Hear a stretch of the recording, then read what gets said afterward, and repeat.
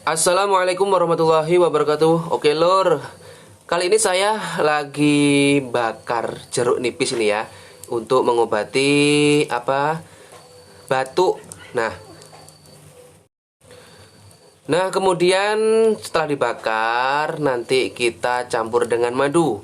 Nah, biasanya kan kita jeruk nipis campur dengan kecap. Nah, kali ini herbalis untuk obat batuk, yaitu dengan cara jeruk nipis dibakar terus kita campur dengan madu. Nah, mantap.